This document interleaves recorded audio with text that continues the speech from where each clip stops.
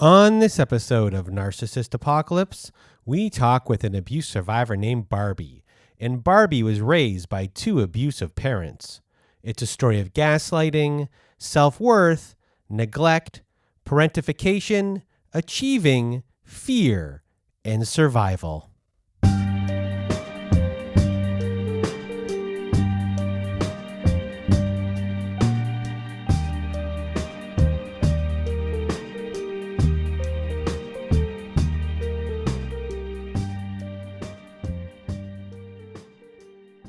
Welcome to Narcissist Apocalypse, everyone. I am Brandon Chadwick, and with me today we have Barbie. How are you?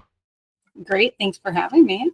Well, thank you for being here. And if you want to be a guest like Barbie is today, please do go to our website at narcissistapocalypse.com and click on the guest form button at the top of the page. There you can read all of our instructions, and please read them all and either send us an email at narcissistapocalypse@gmail.com or fill out our guest form and press the submit button. And please do send it in the format that we ask for.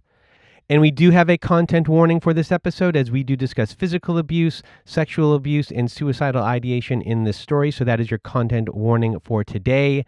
And today you're going to hear Barbie's story. And Barbie was raised by two abusive parents, and each of their abuse was different from the other. And we will be discussing how these things reverberated throughout Barbie's life, work life, and romantic relationships. So a big thank you to Barbie for being here today. And I'm going to get out of my way and your way. Barbie, the floor is now yours. So my parents come from kind of two different backgrounds, but it always ends up being, the same type of thing. So my father came from a background of mental and emotional and physical abuse as well. His dad committed suicide when he was like 16 years old. I don't know like too much of the story of his dad, but I do remember hearing that his dad was the type who was on drugs, was an alcoholic, and used to lock his own mother up in a bedroom and leave her in there where she would end up, urinating on herself, going to the bathroom on herself. He would literally just like open the door and hand her cans of food and these types of things. Now, you have to understand that I heard this story from my father. So, again, somebody who always a narcissist will always treat themselves as a victim of some sort. So I don't know how much of that story is actually true, but that's what he says that he endured as a child. And then his parents that raised him, so his mom and his stepdad who raised him, whom I've obviously known most of my life, were alcoholics. My understanding is that my grandmother was abusive both to him physically and verbally, but then at the same time acted like he was like the golden child.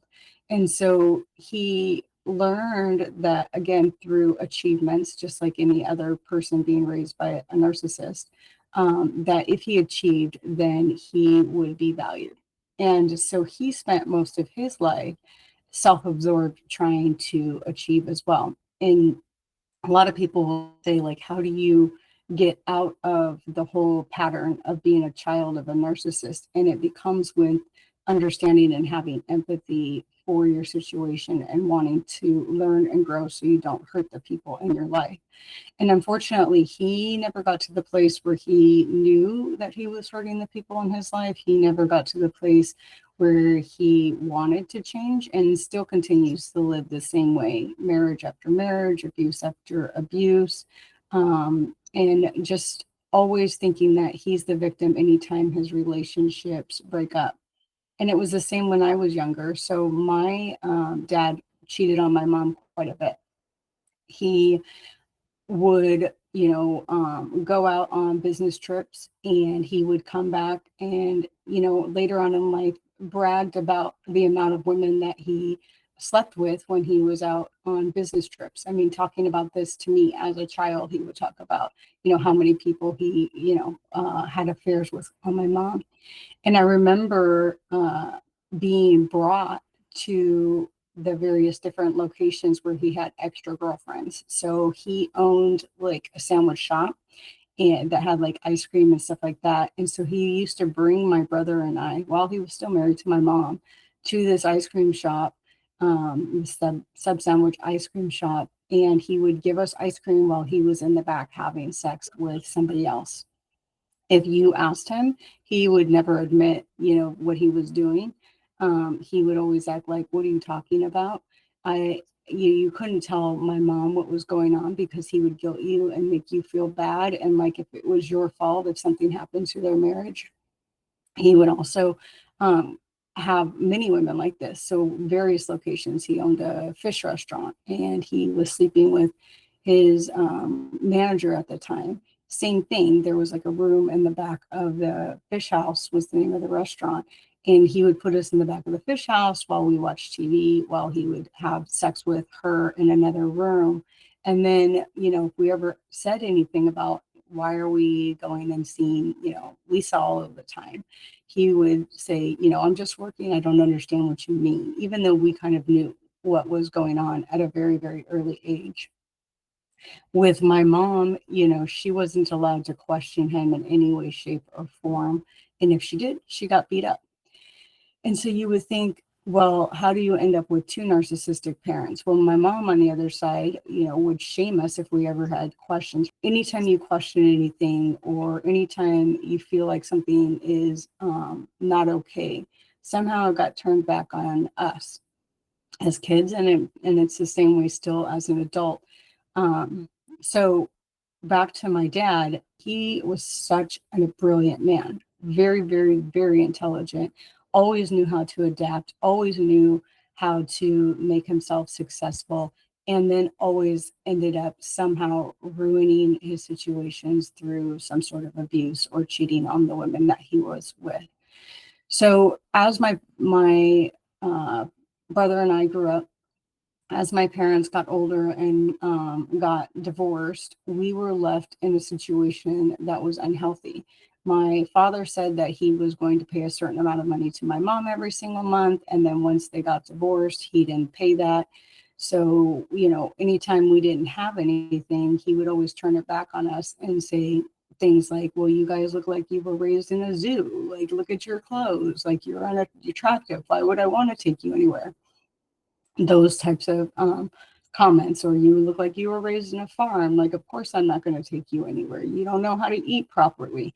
Instead of being a parent and trying to teach you tools in life, you were basically told you weren't enough. And so even though he himself obviously didn't feel like he was enough, he turned it back on us and made it our fault on why we weren't, properly groomed, or why we didn't look like we were taken care of, why we didn't have the ability to clean up after ourselves like we were supposed to, because we were never taught these things. So a lot has happened at this very young age, specifically right now when talking about your dad. And, you are being gaslit about what is occurring. There's guilt that's being played here, when it comes to destroying a home, or just everything that's kind of going. Things are being put on you. You're not allowed to tell your mom what's going on. You're now a secret keeper. You're keeping secrets. You're now a family of secrets. So at a very young age, you're asked to not be honest. You're asked to lie for others. You're, in a sense, lying to yourself. People are lying to you. Reality is gone. There is no reality. So how are you reconciling that at that age in your own time? How are you feeling? Do you have these conflicted feelings toward your parents? Like, how are you expressing yourself besides the achievement aspect that occurs? And do other people outside of your family, like, are you able to have friends and relay those things? Are you able to be yourself with your friends? Like, or at a young age, you've already never been yourself? So as a child, because I never really knew how to have relationships with people, I didn't have any friends. So even in grade school, I remember, being a loner, and not really knowing how to like relate to people, mostly because I didn't have any confidence in myself. And why would people want to hang out with me? And I used to spend my lunches in grade school by myself. Most of the kids were out playing with other children and, playing on what we used to call the monkey bars at the time. And I remember I would sit in the classrooms with the teachers, and I knew how to relate to adults. I didn't know how to relate to other kids. And the reason why I knew how to relate to adults is because, again, you learn how to change your personality depending on who you're with. And kids, like their personality is not as understandable, right? Especially to somebody like me. Kids feel free, they can go play, they can, talk to each other, they have a lot of energy. And I basically had shut down who I was. The only thing that I knew how to do was to mirror the people that I was around. And so adults, it's easier to mirror them. They've kind of already got their identity. They have the way they show up in the world. And so I found myself almost always drawn to adults and not to children, which made it very hard in life because I didn't have friends. On top of that, when you have a parent who doesn't take care of you and you look dirty all of the time, people don't want to hang out with you. So for me, it was very hard because during most of my childhood, going even into high school, I didn't have friends.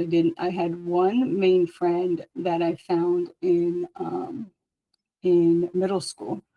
And the reason why we became friends is because she came up to me and said, so and so is making fun of your mom.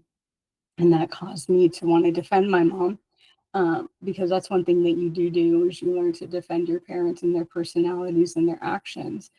And her just telling me what was going on made me feel safe with her. And so we ended up becoming friends. And I would go to her house to hang out because my house didn't feel safe. But I always felt like an outsider, even in her house, because I had learned that I wasn't worthy. So you grow up alone, you grow up isolated, you grow up not feeling like anybody wants to spend time with you. You grow up different, right? So you feel like you're not worthy. And so I didn't feel like I was worthy of having friends. I didn't feel like I was somebody that people would want to hang out with. And because I never was myself, right? Again, you adapt personality wise to be the people that you're around. So people don't even know what to expect from you, except for the fact that you're willing to do anything to get their attention. So going into high school, again, not having any friends, hanging out at lunch by myself. Often I would go and work with the secretary and on my lunch breaks because it gave me something to do, so I wasn't just sitting there by myself. And again, she was an adult and I could relate to adults because adults you can mirror, adults you can feel like you can prove yourself to an adult. It's very hard to prove yourself to your friends without doing, dumb activities. And I couldn't do dumb activities because I had to be the responsible one. So I was never going to high school parties or any of those things that a traditional high school kid does.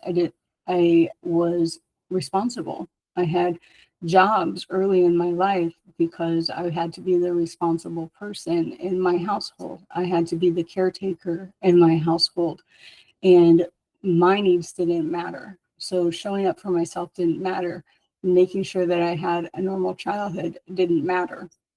It was about surviving. And that's what happens when you're in that type of a household. So through my childhood, I basically didn't get to be a child, right? So, did you daydream at all when you were younger? You know, did you have dreams about like the things you liked or just what you wanted to do or what kind of thing was the thing you would think about or you'd go away to when, times were tougher or you just wanted to escape? Did you escape into your head into books? And if books, like what kind of books were they? So I remember my name is Barbie, obviously, and I used to play with Barbie dolls. And so my brother and I would sit to escape. We would, we were each other's friends up until about teenage years. So we comforted each other. And so we would play with, he would play with G.I. Joe, I would play with Barbie dolls, and we would just spend our time kind of living in that reality world, which I think is relatively a normal thing for kids to do, obviously, is to play and stuff like that. But ours was more about like we were each other's safe space. And outside of each other, we didn't have anywhere else to go. One of the questions, that was proposed is, where did you escape to? I can't even answer that because I think I was surviving. So I didn't really go into like an imaginary world where I got to be, a princess or whatever. Um, I was more worried about upsetting people, doing what I was supposed to do. And so outside of my brother, I didn't really get to play. I was always on the job. Um, I was two steps ahead of everything, right? Because that's what you have to be. So I wasn't a kid. I was trying to plan for the next circumstance, the next chore that I could do to make sure everything was, okay, and that I wouldn't get in trouble or that my brother wouldn't get in trouble. So I turned into the person who was doing all the household chores. I turned into the person who was making sure that there was dinner. I would turn into that person. My brother did the opposite. He turned into the person who needed caretaking. He turned into the person that shut down. He turned into the person who turned to substances and things like that. And so I didn't get the opportunity to daydream like a normal kid. Like I wasn't even in my thought process. And when your brother gets into substances, which I assume happens as a teenager. Yeah. So at this point, are you saying to him, hey, you're going to get in trouble if you keep on doing this? Are you trying to keep him safe? Or is it the opposite? He's taking stuff off of me and that's okay. Or now double the stuff is on you, which makes it worse for you. Yeah. So when my brother turned to substance abuse, I remember saying to my mom, Joey's using drugs. And she was like, no, he's not. And I kept saying, no, mom, he's like known at school for being a drug user and, a partier. And she would always tell me like, no, no, no. And I remember one time he had like a backpack just full of marijuana because at that point, I'm pretty sure he started dealing it. And I told her, like, there's his backpack, full of drugs. And she went and asked him, like, are those drugs? And he was like, of course not. And so he said he was carrying around like pellets of like cow manure or something stupid like that. But it takes too much for a parent like my mom to actually investigate. So she told me, oh, she had the stuff drug tested and it wasn't marijuana. It was cow manure, like my brother said, which is completely ridiculous. Like no teenagers carrying around cow manure.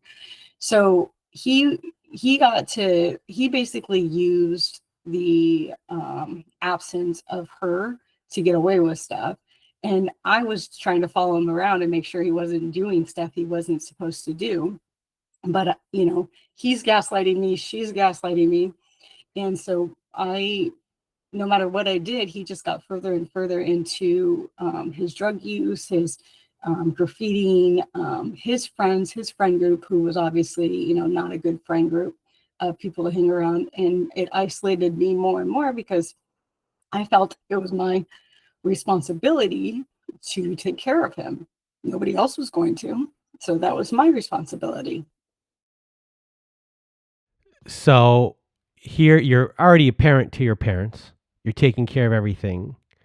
Your brother is no longer taking care of himself. You feel this responsibility that you have to take care of him. And that's now on you, and his well being is on you.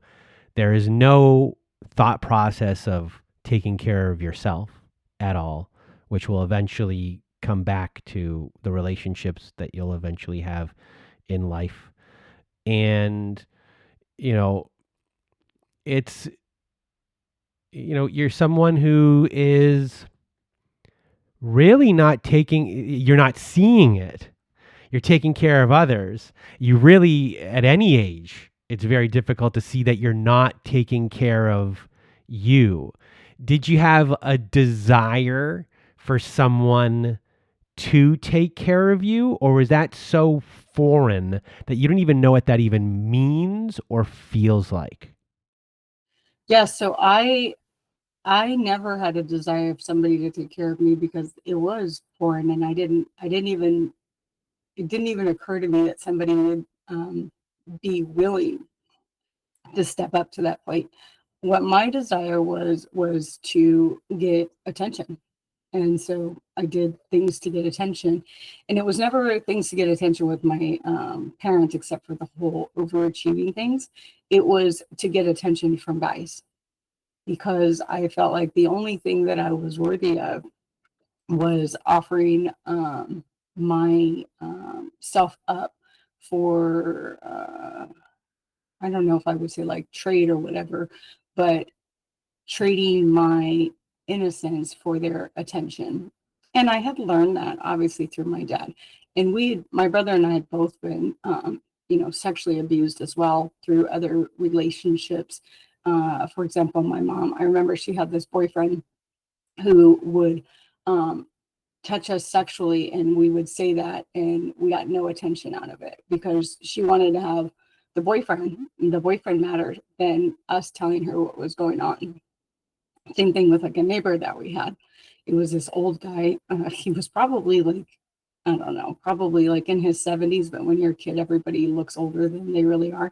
And he would invite us over to his house next door. And again, remember, we're raising ourselves at this point, like nobody's paying attention to us. And him and his older wife would sit in the living room while he would take us to the back room and do stuff to us. And nobody noticed. Like, I can't even imagine my own children being left with like some older guy and things happening to them, and then not even noticing like personality changes or being scared of going outside and playing and things like that, because you're always pulled into this situation with this older guy doing stuff to you. So yeah, no, I never thought somebody would take care of me. I actually thought my job was to take care of other people. Um, and that my only value was either proving myself through working hard or offering myself up for attention, because that was the only thing that was worth. I remember when I was like in my early teens, I weighed like 200 pounds to maybe over 200 pounds, because it was my only way of protecting myself by being overweight from unwanted attention. Yet I wanted attention. So it was like this back and forth internal thing of, I want to keep the weight on, and not really knowing that that's why I was doing it, to wanting to get attention from the opposite sex. So it's like this internal conflict of, I want attention because I don't get attention, but I also keep all this weight on so that I don't get unwanted attention. So I turned to men to try to find my love. And as I grew up, that was something that I did for a very long time, because I think that they were the only ones that I felt like in the very beginning specifically would actually give me that type of attention. So, something you wanted to talk about was your mom being a different type of abuser. So, can you explain that to us? Yeah, so there were two different types of abuse. So my dad being mean was my dad basically being physically abusive, and then using his words to put you down, making you feel like you were basically nothing. And then so you would be nothing, and then all of a sudden he would be playful, and you're confused. Like, I don't know which way to go with you. Like, just a few minutes ago you were treating me like I was nothing, and then all of a sudden you want to be playful and nice. Like, who are you? Like, I don't know which way to go. So you kind of just go with the flow and accept whatever behavior. Where on the mom side of things, it was that she was shut down, and so we were an inconvenience, and anything that we needed was an inconvenience. And so just saying simple things like, what's for dinner was like, well, what do you mean what's for dinner? Like, you don't see that there's something to eat in the fridge, when, by the way, there was nothing to eat in the fridge. And so the two different types of parents, both making everything about themselves, but parenting in such different ways, was extremely confusing because you didn't know what you were going to get from either one. And that goes back to learning how to mirror and adapt to different people in different situations, because you had no other choice but to figure out, okay, this is what they're acting like now. How do I stay safe? So, your mom sounds like the stunted teenager who only thinks about themselves and their relationships, might get into a puppyish, puppy dog kind of love ish, where that becomes the whole world. Nothing else exists outside of that, including children and all of responsibilities. It's all about the new partner and making them happy and not ruining that thing. And kids talking up or talking about what might be going on, you're ruining this thing for me. It sounds to be like the type of person that she is. It's very neglectful, Yeah. and you feel like you only matter if she needs something from you, but when she needs something from you, feels really good. Yeah. So she, after my parents divorced, she immediately went into dating a couple of different guys. One guy's name was Sam, one guy's name was Maurice, and she was basically searching for her own worth through these relationships. So understanding her past is that she was a child of, there was six siblings. My grandmother was extremely religious in the Catholic belief. My grandfather was basically kind of an absentee father because he was in the military, and his whole world was his job in the military. They traveled a lot, so my mom never really got to make friends herself, because they were always moving from place to place. Again, growing up in very strict Catholic, her mom was not affectionate in any way, shape, or form. Was not a hugger. Was not a, somebody who took care of your feelings. Mostly, she says, because she was an only child herself and didn't know how to share. So my grandma didn't like to share, and having these six children meant a lot of sharing of her time. So I come to understand as I'm an adult that my parents' behaviors obviously came from what happened to them as kids. And her history was growing up with, six kids, being a burden to basically both of her parents, but also being extremely sheltered. So she had no idea how to be responsible. Like, nobody taught her how to manage her finances. Nobody taught her like what it's like to be in a relationship. And so she too was searching for attention. And my dad was a super charmer. I remember them telling me about the time that they met. They were both working at a store called Kmart, and my dad just comes up and smacks my mom on the ass.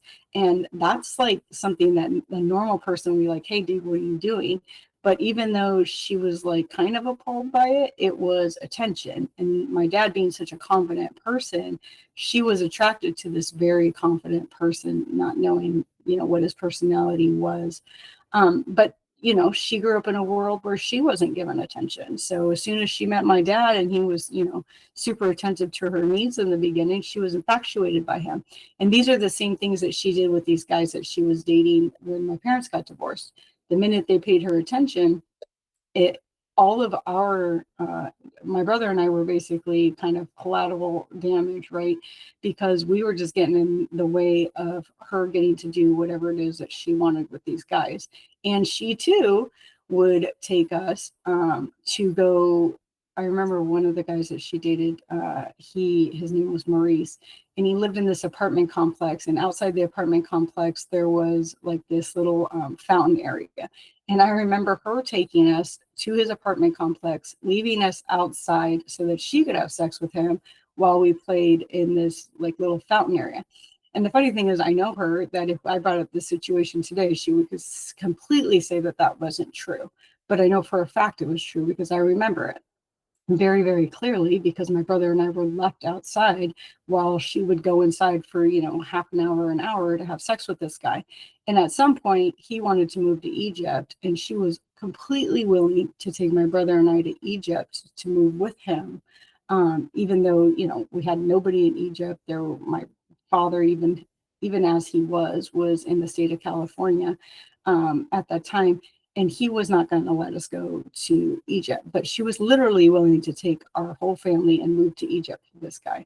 So after he and her broke off, she then became isolated again and literally stopped dating. And she hasn't dated since. So she went from always needing this attention to, I think, this guy basically teaching her that she too wasn't worthy. And so she turned to work just like I did.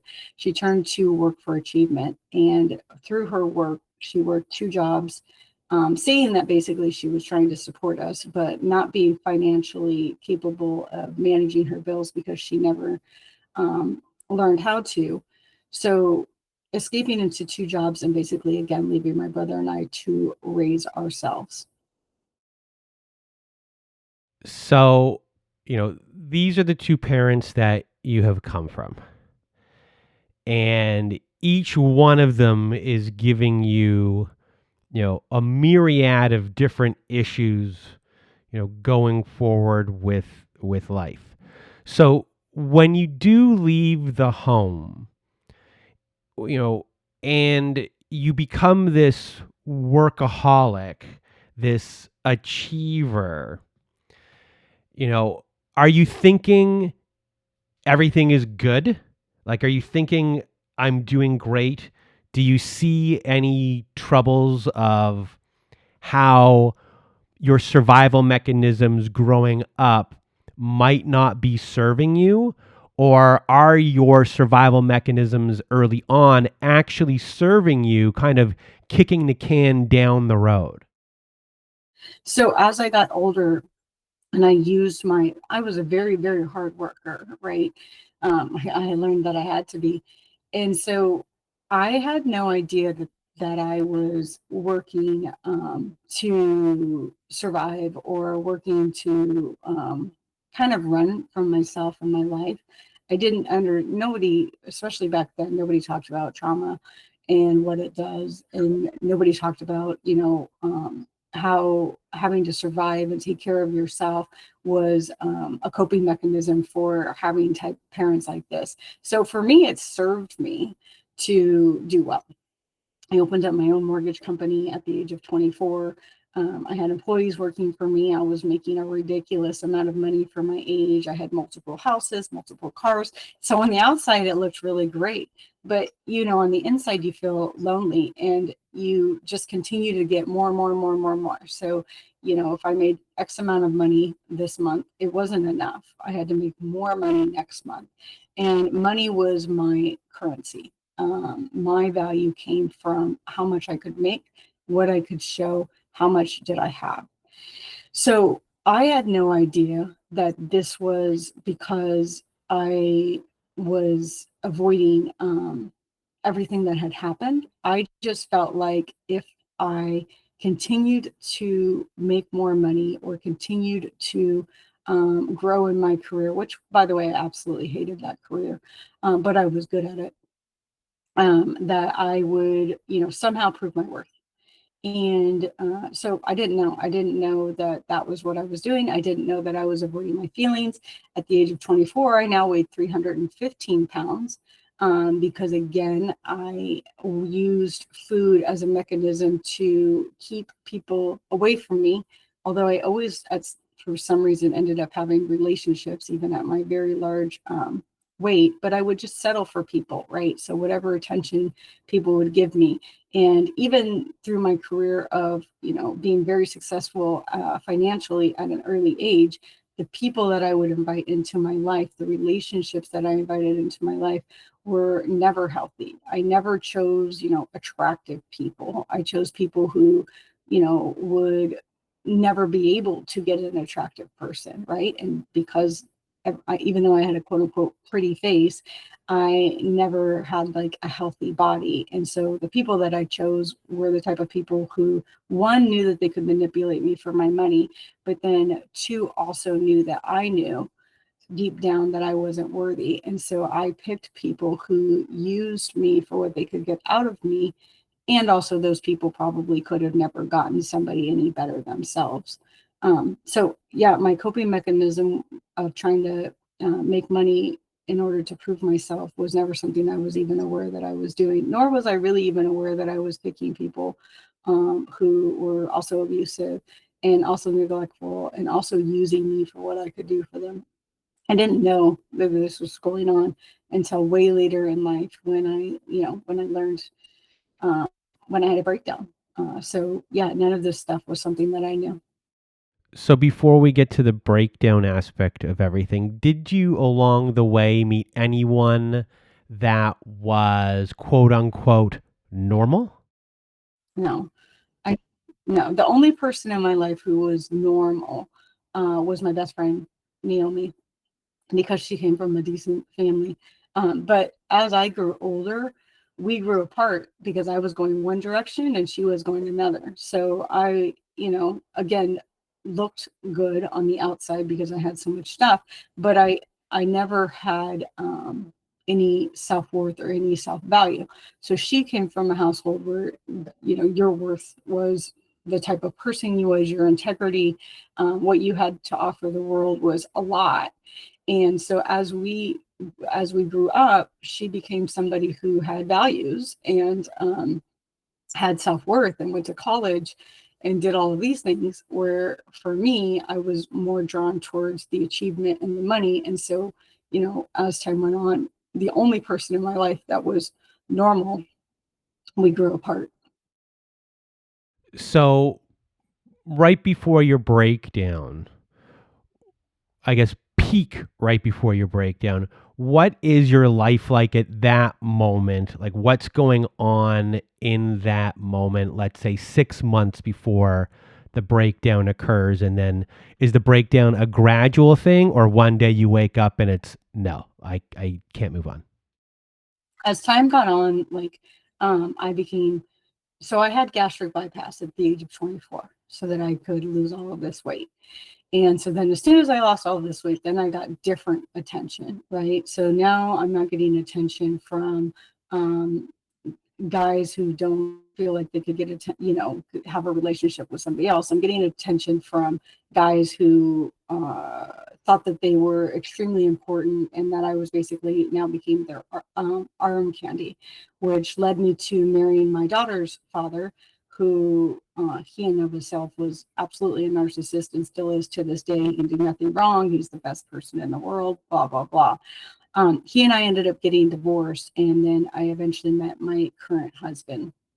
Now, my current husband and I had a lot of growing pains because I was somebody who didn't really know how to communicate my needs. And he is somebody who has his own stuff from growing up. So we kind of had this like relationship where we were attracted to each other. Um, and both of us are really good people, but I think we were attracted to each other because of our own wounds, and we, had to grow. So we'd been together for about 3 to 4 years at this point. We had gotten married, and we intentionally became pregnant with my son. And I was still working for the bank at this time, still working a ridiculous amount of hours, still feeling like I had to achieve through my how much money I made, even though I was in a marriage with somebody who didn't necessarily need that, but I thought that he did. And so I felt like if I slowed down, that he wouldn't want to be with me. And don't get me wrong, he enjoyed the money as well, but my worth wasn't in how much I made. He actually truly loved me, but I couldn't see that. So I was pregnant and working a ridiculous amount of hours and trying to raise my daughter at the same time. And it just became too much. I ended up having my son, and my quote unquote breakdown came from I got postpartum depression with him. And when I initially took time off from my job to have him, I told them I was only going to take 4 to 6 weeks off, right? Because the type of industry that I worked in, your value came from how much you produced. And so if you were out of production, then you were considered more of a liability than an asset. And so for women, there wasn't women in my field because women have children, and that means women have to take time off and all of that. So I worked in a field where it was primary men. And so I knew I couldn't take that much time off, because if I took too much time off, they would replace me, usually with a man. So when I had been diagnosed with postpartum depression, I was devastated, but I was told I had to basically take time off from work and continue my leave beyond the 4 weeks that I had intended. And so I called up my boss at the time and I told him, this is what's going on. And he said, yeah, no problem, take all the time you need. And the next day they moved somebody into my office, moved a male into my office. And I got a text from one of my female coworkers saying, they're moving to your office. Do you know what's going on? And I was like, no, that's not right. Because I just talked to, who was my boss at the time, and told him what was going on. And he told me it was all fine. So I called him up and I was like, what's going on? And he said, well, doesn't need maternity leave. So he gets your office. You're not going to be back for a couple of months. And I think the important part to understand in my world back then, that your value came with, again, how much you could produce, but how much you produced depending on where you were in the company. So although a normal person would be like, well, who cares if they gave away your office? That office was a trophy for how much of my life I had dedicated to that company. And the space where your office was at was where your value came from. So if you were on this specific floor, it meant that you were, of high value. And then if you were on this other floor, you were kind of like a mediocre person or whatever the case may be. So them taking away my office was a big deal. So I argued with him, argued with human resources. I'm dealing with postpartum depression, dealing with a body that's no longer, able to cope, dealing mentally, I don't have the ability to mentally be there because in postpartum depression, everything is difficult. And, thought, well, this can't be legal. So I called HR and they said it's absolutely legal in the state of California. Your job is protected, but your office is not. And so talking to my manager, he said, well, if you want to keep an office, you don't get back your current office because now it's, you need to come back to work now. And so again, worrying about my career, not my health, I went back to work immediately and pushed forward for 4 more years of basically working longer hours than I ever used to, doing more, trying to be a mother to 2 children, trying to be a wife, and then trying to be this overachiever who's trying to prove herself in this male-dominated world that basically says her only value is how much she can produce. And it got to a point where, like I said before, my body just literally started shutting down. And I was using alcohol. I was drinking wine every single night to find some relief from all of this. Again, not knowing at this point in my life that all of this is because I didn't feel worthy. And all of this is because I felt like the only way to survive was through proving stuff or buying stuff or being of value to people by how much money I made or how much I produced. So as time got on and I became weaker and weaker physically, and mentally was not able to function the way that I had been used to functioning, and was not able to push through things the way that I was able to push through things. I began going to the doctors more and more, trying to figure out what was wrong with me. And, they would run their blood tests, and they would do all of their stuff, and they would tell me how severely, malnutritioned I was, and how my body was reacting, all of these different things. And still none of that really mattered, right? Because taking care of myself was not something that I had learned to do. And to a point where, as I said before, my blood tests were coming back, that my organs were starting to shut down, because of the amount of stress I was under, and that I wasn't taking care of myself, and I wasn't sleeping, and I wasn't taking time to heal, even 4 years later, from the postpartum depression, which never got better because I never took care of myself. Again, not knowing how to take care of myself, since I never got the opportunity to learn that. And I went to work one day, and then I called in sick. That was a Friday. I called in sick on Sunday, and I couldn't go back. There was every part of me decided I couldn't go back. Like, there was no way I could function anymore, and that's what I call my breakdown. But understand that even during this time that I had taken time off from work, I felt like I was failing everybody. That, like, if I took time for myself, that I would lose everything, which, granted, was proven to me when I tried to take time for myself when I had postpartum depression. So even though all of this stuff was going on, I'm still trying to be a mother again, still trying to be a wife, still not able to take care of myself because I don't know how. And so I didn't. Even though I was taking time off, I still didn't. I was still doing things, not giving myself time to rest because I didn't know how to rest. And so I did this for 2 years. And after 2 years, you have to go back to work legally or you lose your job. And still never, never even learned how to take care of myself, to the point where I was so deep in depression. Nothing was working with the doctors. Medication wasn't working. I was doing all of these different therapies, EMDR, TMS, various different things to try to get myself out of this hole.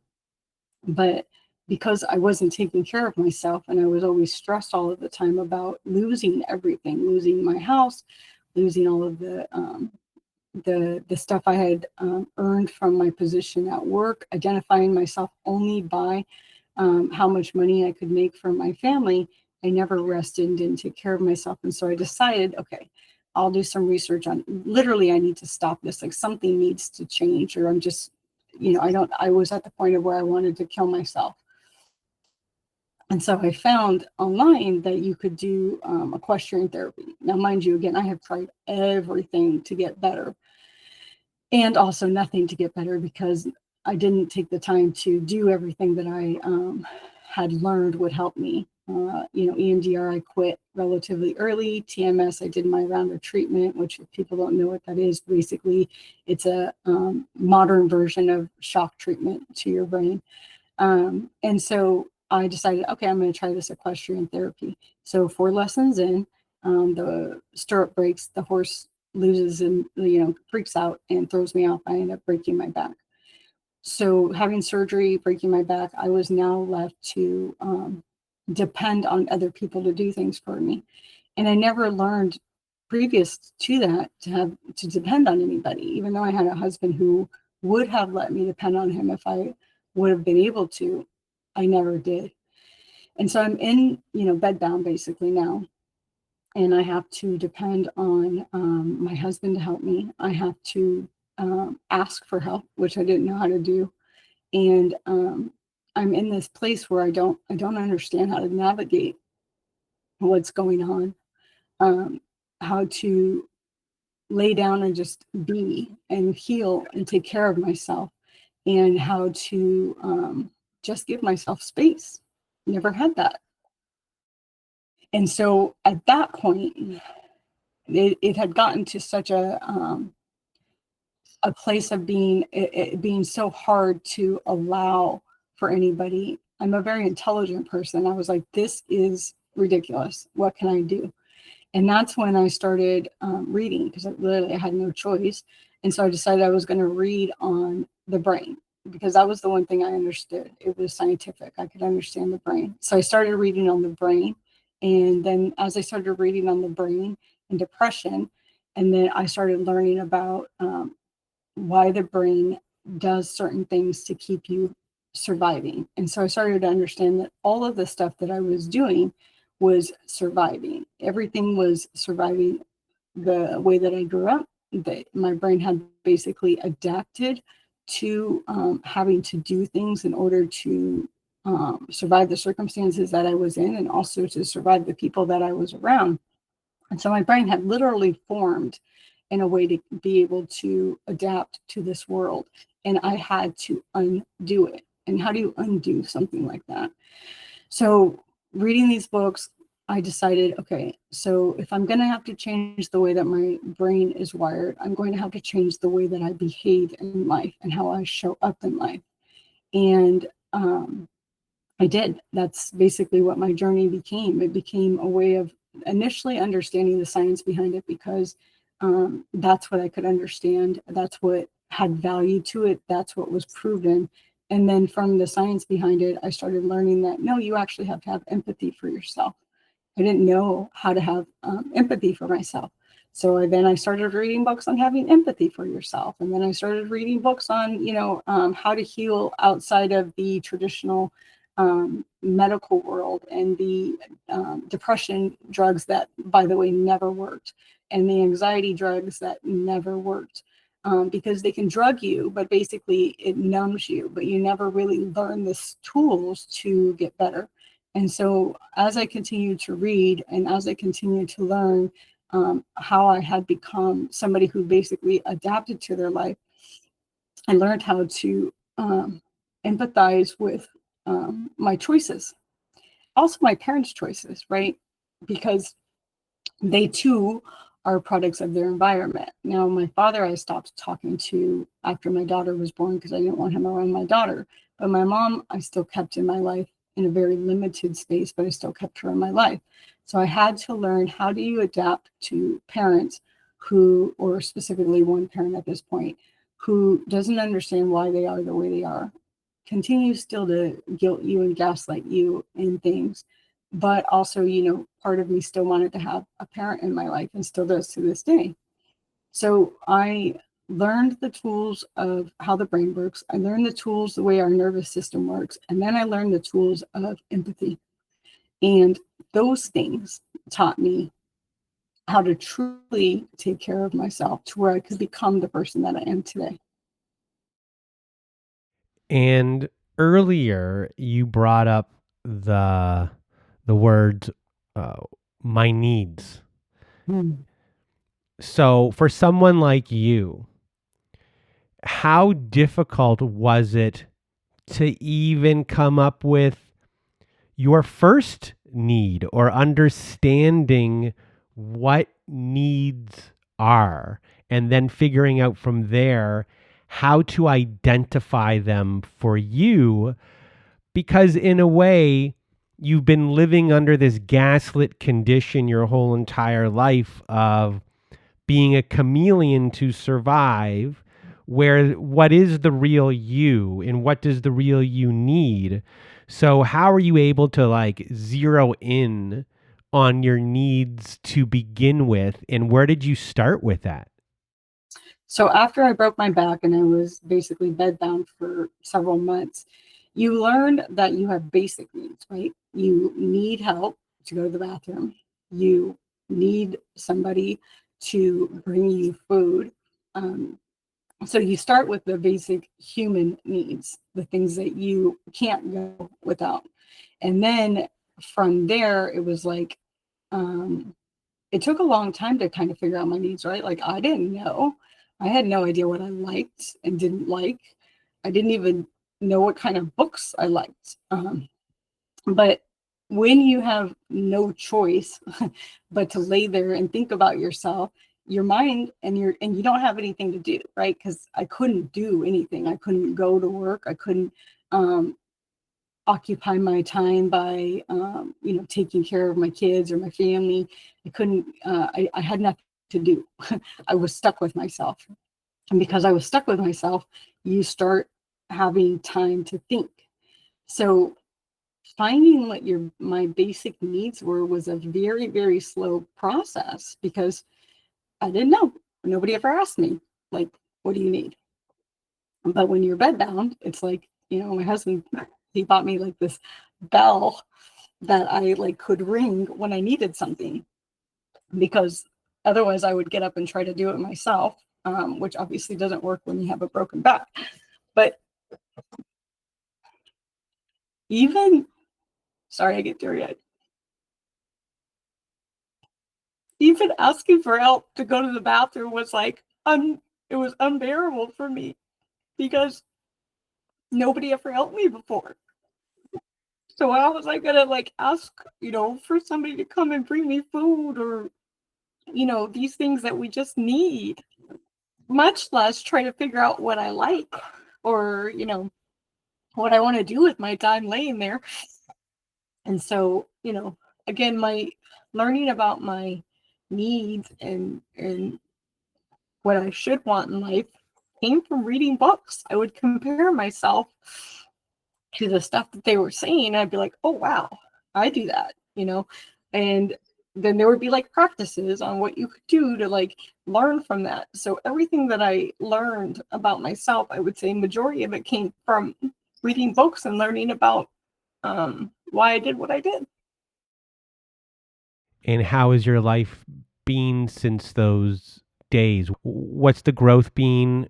What's the timeline been like? Have there been the regressions? How do you manage growth versus expectations versus falling backward and those things? Because you're an achiever, and does the achiever in you want to be there already? Or have you gotten to the point where the achiever's been knocked down a peg and you're just kind of enjoying the process, maybe not enjoying the process, but going through the process and understanding there is no here, there is no up here. It's just, you know, being over here is good. Being down there is good. I think like being a parent kind of helps you learn a little bit. Like kids are so innocent, and they will ask you for things, and you're like, okay, well, obviously I'm going to, show up for my kids. So um, being a parent taught me, because I was going to show up for my kids no matter what. But it taught me that like they needed things, right? And so as I provided things for them and I had this time to reflect and read these books about like why I became the way that I became, I started actually finding myself through them. As I showed up for them, I started finding myself through them, through their needs and through what, like, should have been done for me. And so as they asked for things, I had learned that I had never asked for anything, and I used them as a tool to learn how to be innocent, I think would be a good way. Um, how to be vulnerable.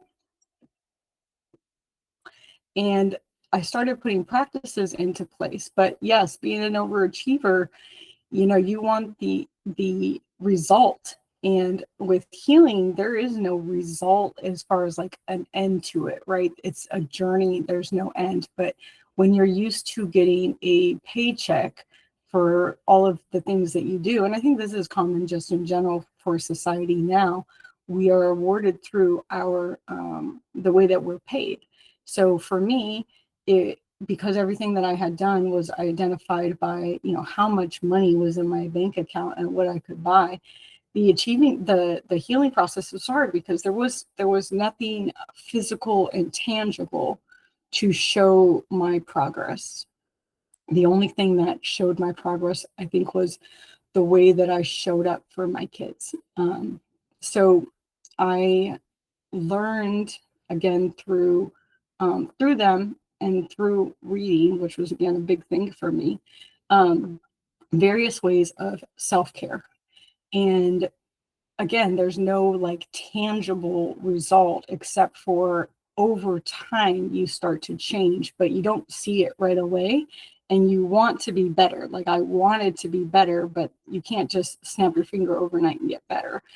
So I started implementing self-care things, which was in the very beginning very, very hard, right? Like exercising. I had never really exercised, right? Like I didn't have time to exercise. I had used gastric bypass as a way to lose weight. And, again, that's not very healthy for your body. But I'd never really learned like you actually have to take the time to exercise. It regulates your nervous system, it helps your body release things. And in general, it's self care. So I took up yoga. Now, me being the overachiever that I am, not only did I take up yoga, but I had to get my, yoga certification and become a quote unquote yoga teacher, because I couldn't just do yoga. I had to be the, I had to know it all. And that's the one thing that I have found on my journey is that I still feel the need to know everything and to not just, understand how the nervous system works, but become a master at how the nervous system works. Not just learn yoga, but become a yoga teacher so that I can have more knowledge than just allowing it to be self care, right?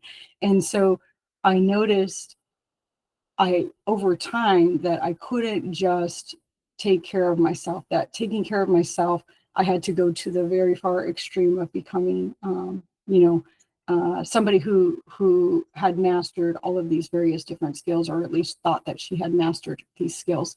But again, it's not an overnight thing. So even though, I decided I had to be a yoga certified yoga teacher in order to do yoga, my daily practice of yoga eventually got me out of that need to prove my abilities through, trying to master it through taking continuous yoga classes.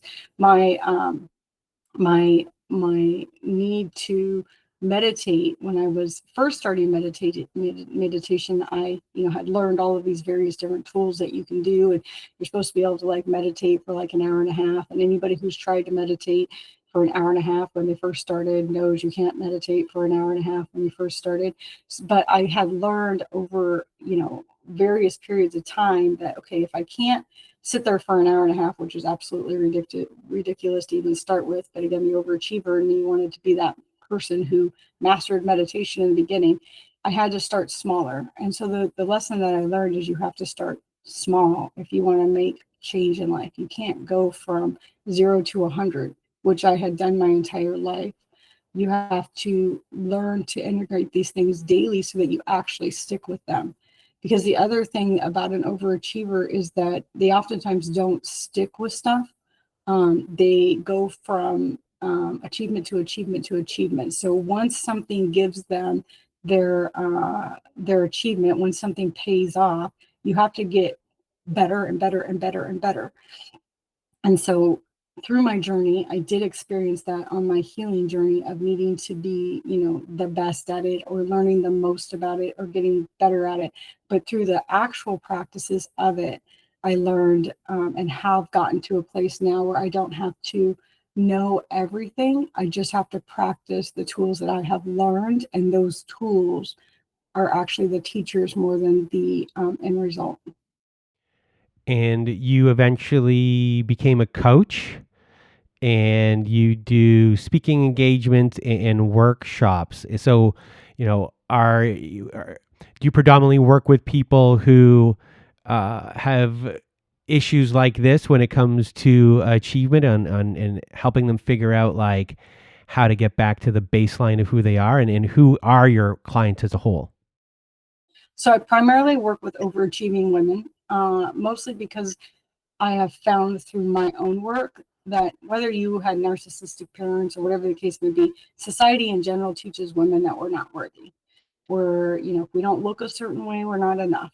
If we, don't wear multiple tasks and hats all at the same time, we're not enough. We have to be the perfect mother. We have to be the perfect wife. We have to be the perfect employee now, right? We're going to add that to our plate. We have to be the PTO mom. We have to do this and this and this and this. So women in general are more about, they're more overachievers than they even realize at the time. A lot of women don't know that they're trying to prove themselves, just like I was proving myself. Maybe they didn't have the extensive history that I have, but we in general have to prove ourselves more. We don't get a seat at the table, right? So I primarily work with overachieving women, because if you're an overachieving woman, it's generally because you don't feel good enough. And so we start from the basics, like what are you doing on a daily, what are you doing daily, and why are you doing those things? And so I've integrated the tools that I have learned through my own work and my own healing to work with specifically overachieving women, because I know that they're trying to prove their worth through their achievements, just like I was proving my worth through my achievements. And yeah, earlier when you were discussing your mom and then you were discussing your own relationships, you said something along the lines of, they were interested in me. Mm. It was just that they were interested in me, and I guess the role of women in society, and when it comes to being told by society that you don't look good, and here are the things that are going to fix you, buy this product. I mean, it's a never ending thing for women of being free labor, being a commodity, being, I like to call it the protagonist's wife. You watch every movie for a very long period of time, 80s, 90s, early 2000s.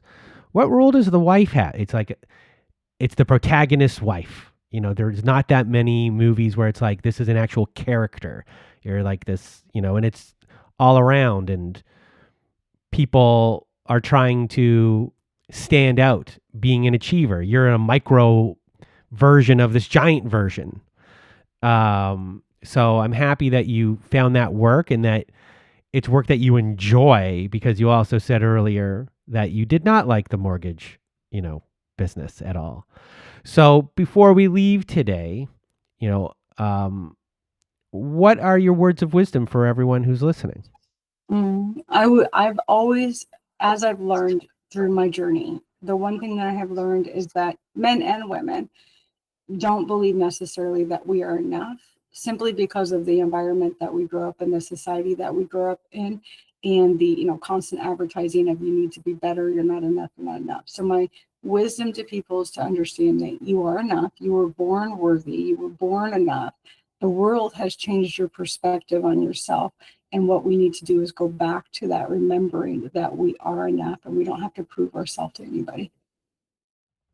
Well, Barbie, I really want to thank you for being here with us today, sharing your story, and got into the real nitty gritty of not just growing up with these parents, but all the troubles that come along with it, and how you survive the rest of your life, and how to rewire yourself after being told you're not enough your whole entire life, and you trying to fit into a hole where you shouldn't have to try to fit in. You should just be allowed to be. And I'm happy that you are being yourself, and that you can just be, and that you're a beacon of hope for a lot of people that have a lot of these issues that have stemmed from just living in our society, to the families that we grew up with, and the relationships that we've been in. And I'm really happy that they got to hear you today, and they can find you at barbiemarino.com. I'll put everything in the show notes. Just a big thank you for being here today. Thank you for giving me a platform to tell my story. Well, thank you, Barbie, for being our guest today. And if you want to be a guest like Barbie was today, please do go to our website at narcissistapocalypse.com and click on the guest form button at the top of the page. There you can read all of our instructions, and please read them all, and either send us an email at narcissistapocalypse@gmail.com, or fill out our guest form and press the submit button, and please send it in the format that we ask for. Also, at our website, we have a support group. So if you need support, join our support group by clicking on the support group button at narcissistapocalypse.com. Inside, you'll see that we have Zoom meetings every Wednesday night, Thursday afternoons, and Saturday nights. We have forum boards for you to post on to get the validation that you need from survivors just like you. It is a wonderful group of people on there, and you can make a lot of friends too. So if you need support, join our support group today. And if you need even more support, please do visit our friends at domesticshelters.org. At domesticshelters.org, they have articles and resources to help you make sense of everything that you're dealing with. And they have every phone number, email address, and web address for shelters and agencies. No matter how big or small the town you're in, domesticshelters.org has it there. So if you need extra support, please go to domesticshelters.org. And we have friends of the show called Shelter Movers, everyone. And Shelter Movers can be found at sheltermovers.com. And what they do is they get all of your stuff out of your home into storage, and that can be your pets and livestock too. So if you're trying to get out of domestic violence and coercive control and you need help leaving the home, sheltermovers.com can help you. They are only available in Canada right now, and they are a donor-supported charitable organization. So if you need help from them or just want to donate to them, go to sheltermovers.com. And that is it for today's survivor story, for today's episode. So for myself and Barbie, we hope you have a good night.